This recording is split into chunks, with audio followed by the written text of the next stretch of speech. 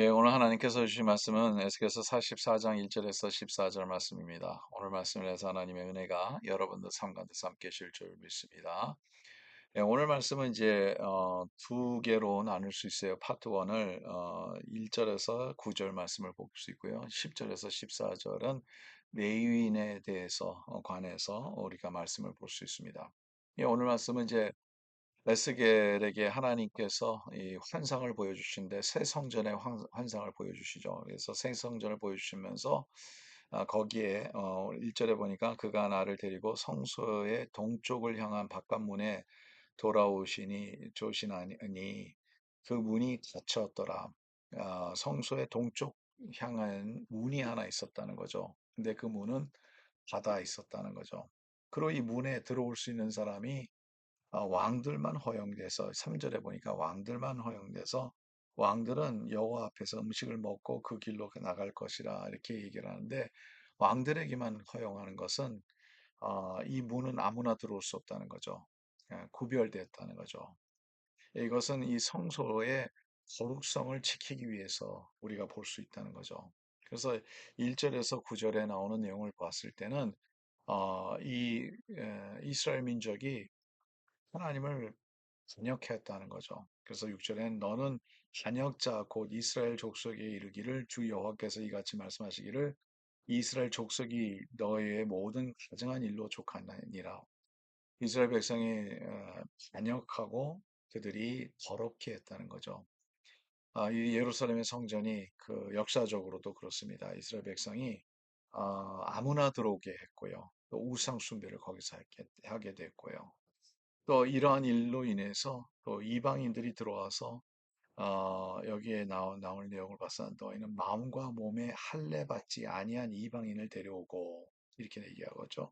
내 떡과 기름과 피를 드릴 때에 그들로 내 성소 안에 있게 하여 내 성전을 더럽힘으로 하나님의 성전을 더럽혔다는 거죠. 아무나 그러니까 이방인들인데 마음과 몸의 할례를 받지 아니한 자 이렇게 표현하고 있죠. 할례는 지금 현대에 말한다면 우리가 세례랑 우리가 비교를 할 수 있는데요. 이 할례는 하나님의 백성이라는 것을 상징적으로 보여준 거죠. 표현이었다는 거죠. 육신적인 표현이었다는 거죠.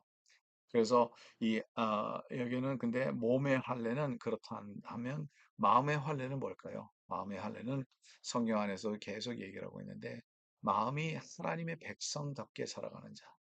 구별되어서 그 거룩하심을 지키는 자, 이러한 자들을 마음의 할례라고 우리가 볼 수 있습니다.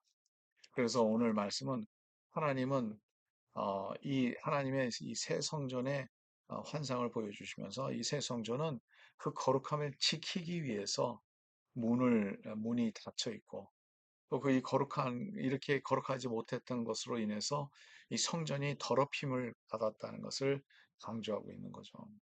여러분, 오늘도 저와 여러분들은 이 내용을 한번 우리의 상황에 맞게 한번 우리가 한번 해석해 볼 필요가 있습니다.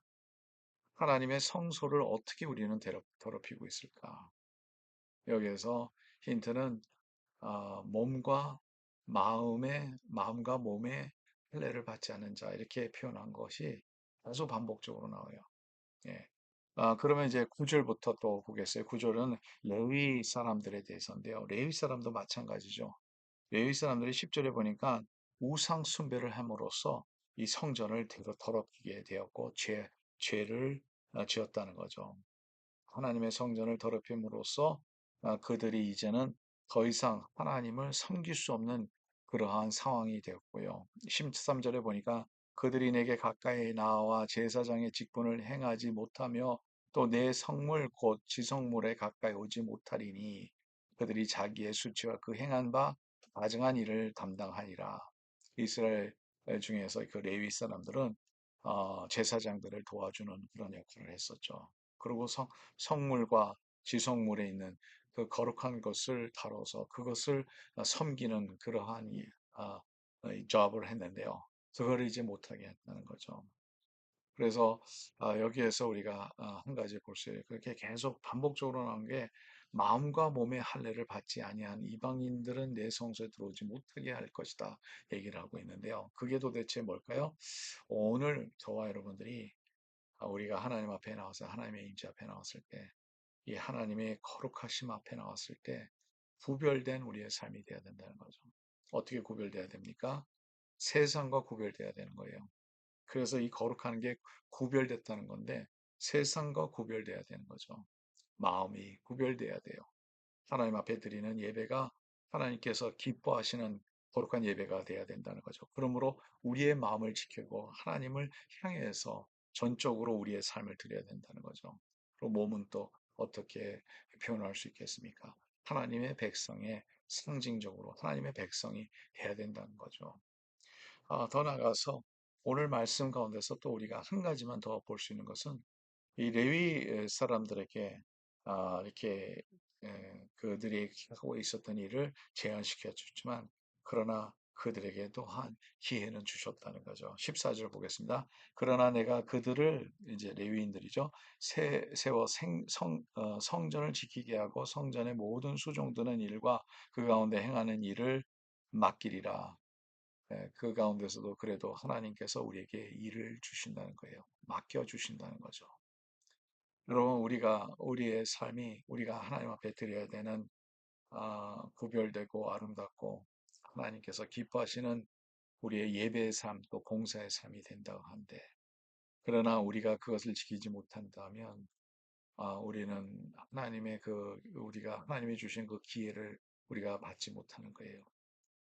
하나님께서 우리에게 사명으로 불러주셨는데 우리가 그걸 알지 못하면 우리는 하나님 앞에 그 구별된 우리의 삶을 살아가지 못하는 겁니다. 그러나 하나님은 언제나 우리에게 세컨 찬스를 주십니다. 그래서 다시 한번 우리가 하나님 앞에 일할 수 있도록 기회를 주셔요. 이제는 일할 때 우리가 성전을 위해서 지키는 일과 또 수종드는 일을 만큼이라도 이 레위 사람들이 충실하게 지켰으면 그러면 하나님께서 또한 하나님의 그 은혜 가운데서 그들을 불러주시지 않겠습니까? 오늘도 이 말씀을 생각하면서 저와 여러분들이 주님 앞에 나와서 주님께 드릴 예배와 우리의 삶과 우리의 봉사와 우리의 모든 삶의 전체가 하나님께 기쁨이 되는 하나님의 영광을 드리게 되는 우리의 삶이 되기를 간절히 바랍니다.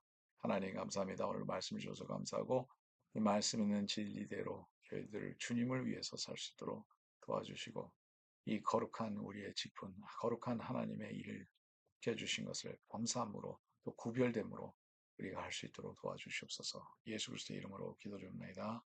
아멘. 오늘도 주님과 함께하는 하루가 되기를 간절히 바랍니다.